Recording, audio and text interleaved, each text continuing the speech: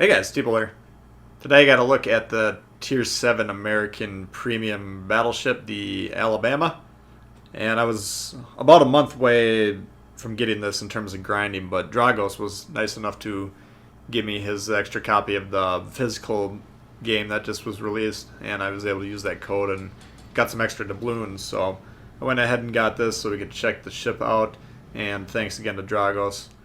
The Alabama on the PC is the Tier 8, or it's a Tier 8 ship. I think the North Carolina is the normal Tier 8. And then the Iowa's the Tier 9. So, all in all, I mean, if you're looking to dethrone the Iowa, the Alabama's not the ship to do it yet. Alright, so here we are on the map Shards. We're on the south side of AA's spawn. This is one of the spawns I call on this map, closed spawn. Basically, to get into A from here, you really have that main gap, which I'm aimed at right there, or the one on the right-hand side of the screen. That's how you get into A, and it's mirrored on the north side of C on this map. So these two sides are at a disadvantage here. You need to be careful with destroyers torping this main gap right here. That's a common play for them to rush forward and launch torps. So I very rarely, if ever, well, sometimes I'll go in there, but it's dependent on how many destroyers are in the game and how they're likely deployed. So you want to pretty much avoid that gap as a battleship, unless you're reasonably certain that it's safe. Now the guy's he's pushing through. This is one of those. We've talked about this map pretty recently. I can't remember which video, but by moving off to this side, he's going to essentially take himself out of the game for a large chunk of time. I talk about these kind of dead zones on different maps, and this is one of them, that very far western side. And again, it's mirrored on the very northeastern side of this map. Don't ever sail in there, or ever's a long time, but it's very rarely profitable to be playing over there, because again, you're just kind of isolating yourself and removing your gun from the game, which does put your team at a disadvantage.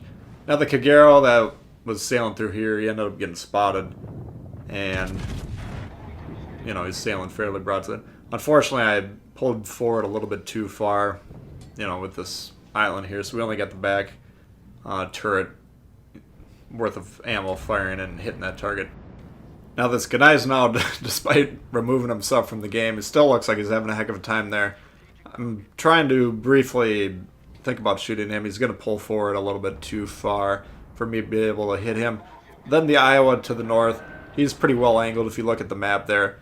And this is this is a mistake that I'm making right now. I do have targets available for me to shoot at, but you can only find them if you're looking at the map. There are, of course, the ships that are north of the B spawn, which now I'm shifting over to and about to target. Especially this Richelieu that's broadside. Extremely durable when it's pointed at you, but if you can get shots into the side of these French battleships, this one in particular, it's important to find those. But essentially it took about 45 seconds for me to, when I last had a potential shot at that Gneisenau now, to when I shifted over here and landed these shots. That's a full reload and a half, so those are essentially wasted shots that never occurred. And in battleships, you can't fire on reload every single time, but as a general philosophy, you want to have those guns in position, ready to fire, and also have your ship angled or whatever that you're working on secondarily. But once those guns are reloaded, if you're in a good position, then you're able to continue to fire those guns as quick as you can, get those shells off, and that's how you're going to maximize your damage in battleships. If you have long stretches of time like that, 45 seconds, doesn't seem like a lot, but again, if you consider a salvo, let's say 10,000, just to throw out a number that's not high or low for a battleship, but that's 10,000, 15,000 if you do 45, one reload cycle and a half. So that adds up quite a bit, and if you have multiple periods throughout the game where you're not firing, then that potential damage really starts shrinking. And being in position to consistently deal damage while protecting yourself in a battleship, that's kind of the essence of battleship play, in my opinion. Now this Gneisenau from earlier is poking out finally. He's dueling this destroyer. The destroyer has no real reason to be this close to him. There's no reason for that destroyer to be sighted by the Gneisenau. You can launch the torps at him and remain undetected. He certainly doesn't need to fire the guns. If he wanted to move back and to spot the guy, then I would have been happy killing him. But because he dies and the guy's knows stopping firing now, he's about to drop spot.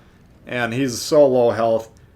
And this guy's been removing himself from the game, for the entire game. He's probably the lowest priority target in my opinion.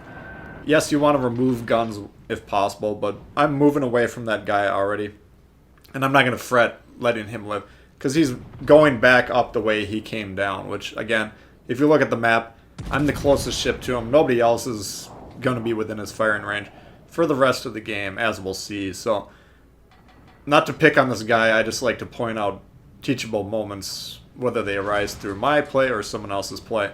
And that's just really poor positioning, being on that fringe of the map. And that's kind of what people talk about, hugging the edges of the map and being really useless. And that's 100% correctable just by playing the positions better. Now, aside from this guy ramming into me, which slows me down and potentially pushes my angles and all that stuff, that's not the big problem. But the big problem here is when you have two ships grouped up like this. This is the mini black hole.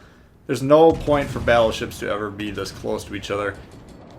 You want to spread out, create those crossfires, but that Richelieu can angle at both of us. And by the way, shots away at the York. He gone!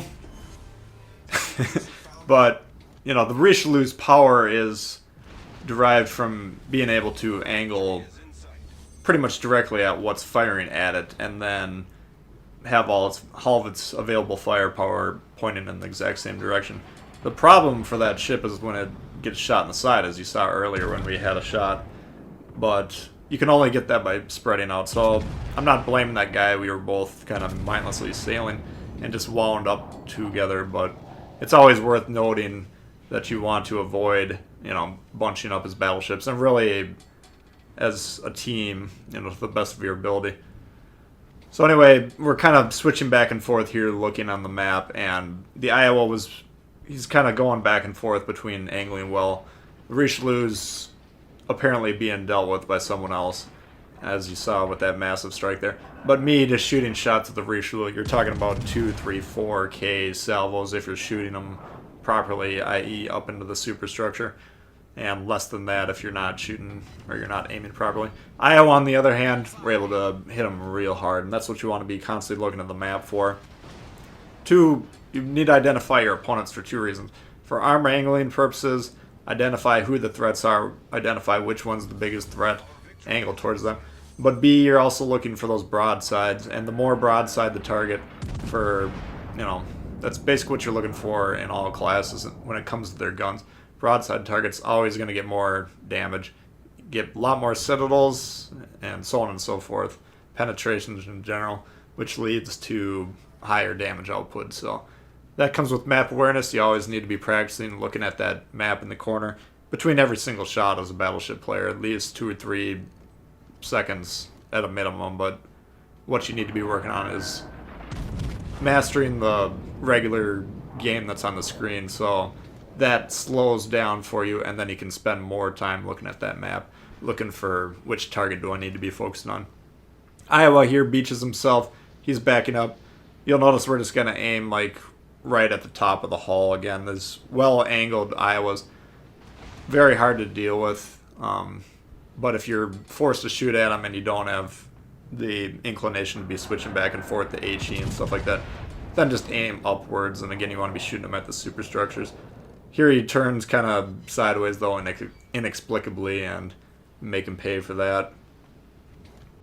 So just to briefly go over the differences between the Iowa and the Alabama. They have the same caliber guns, but the Iowa's a different shell, so I assume it's a later version of a shell, more effective, and, playing this Alabama for 10 games or so, and then playing a game in the Iowa, the guns just feel more powerful. They are more damage, you got a little bit better range, same reload, a little bit better traverse on the Alabama, but,